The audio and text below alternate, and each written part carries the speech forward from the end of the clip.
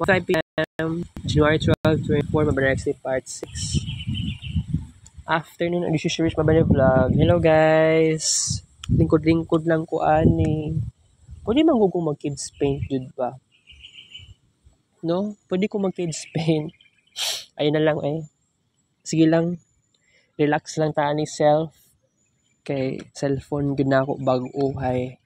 Dili siya compatible sa kids paint tungod sa OS 13.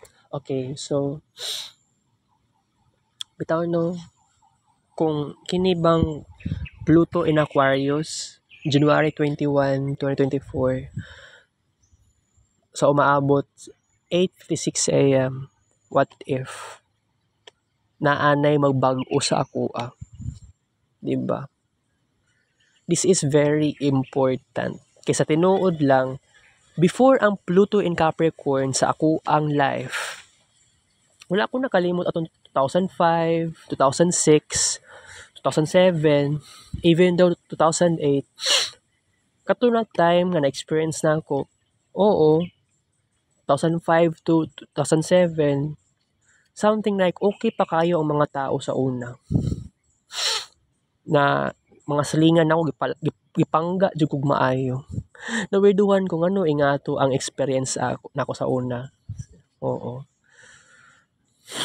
Niagi ang 2008, 2009, 2010, onwards, dili siya, oo, there was changes talaga.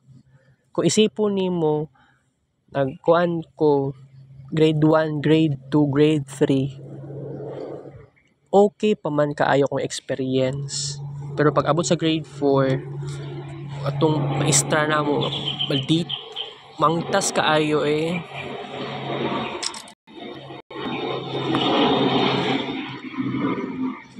Mantas kaayo.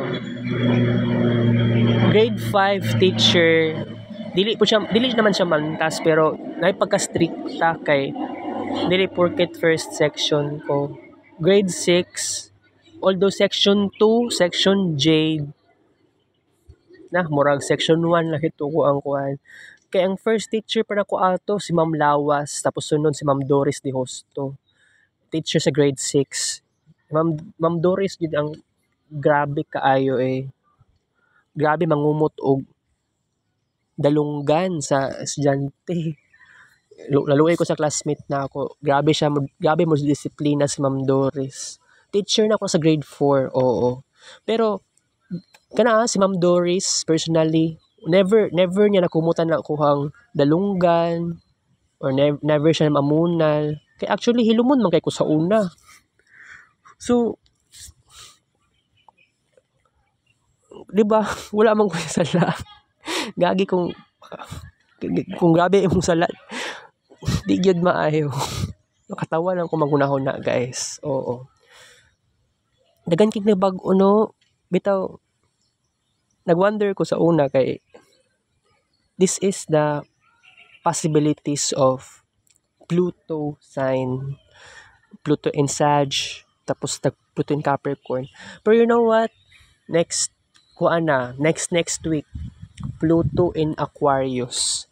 So, bitaw, I have many dreams. Bitaw, wala ako ng antisocial. Diba, last year kay mauna akong pangarap na ko. Pero wala man kaayo na bago. Pero except na lang po na namalhin ko ilaruin na og puyo. Actually, oo. Grabe eh. Pero murag wala man kay na bago ato no. Pluto in Aquarius. Wala gani kanang akong pakiramdam ato na time. Kay grabe. Sige kog hangad sa langit, sige kog tan-aw sa environment, sa oo. 'Di ba sa una kay mali man kayo tong countdown nato, 'di ba? Nahimo buntag, pero ang tinuod na countdown March 23 sa gabi eh. So kato na time na Pluto in Aquarius, grabe akong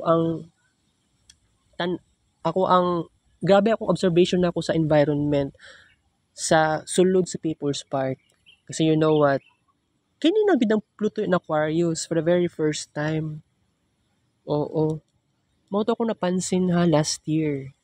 Pero kung sakaling lang naman na kining Pluto in Aquarius next week naanay mausab sa kuha tremendously. Whether mo adto pa ba kog People's Park or dili, di ba? Oh. First time kay na ako ma-experience ang Pluto in Aquarius. Oo. Pero isipon nimo, wala nahitabo nga great progression last year. Ang Great Recession nahitabo 2008. Timing ni sulod ang Pluto in Capricorn. And nawirduhan ko sa Pluto in Capricorn kay sa tinuod lang before actually nag-Pluto in Sag sa una, dili man grabe ang batasan sa mga tao sa una. Pluto in Capricorn, grabe kabrutal ang mga tao when it comes to expression, sa communication, ana. Diba? Oh. Kining Pluto in Aquarius, I am waiting the moments of progress. Pero you know what? Muagi pa data og Pluto in Capricorn sa September up to November 2024. Oh, 'di ba? So sabihin na lang natin na tiyaga na lang yun taan eh. Pero okay lang, sige ba, Pluto in Aquarius ta. Pero ayaw lang po siguro pag daydream lang. Kay nagantag dapat buhaton. 'Di ba? Expected na siya, guys. So for me, gibuhat na gyud na ako ang tanan na ma-okay na gyud intawon ko personally. Kaya akong mama kay kaganihan ni ana pa sa kuha nga na yun siya expectation sad na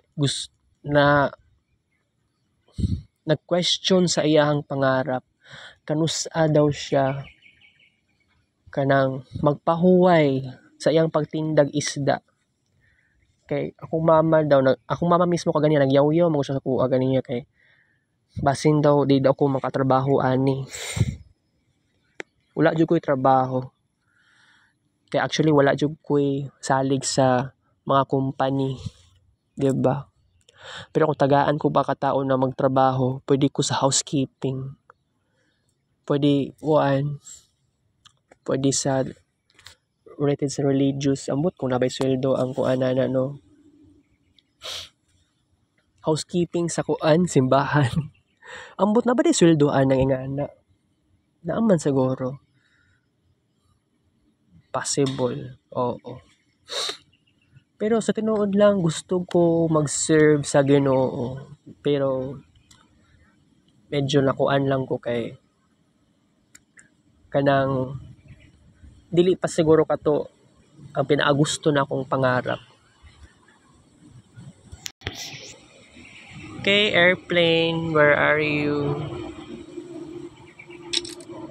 Dapat to isa ka airplane da siguro ba? Okay, dapat part 7. Thank you for watching.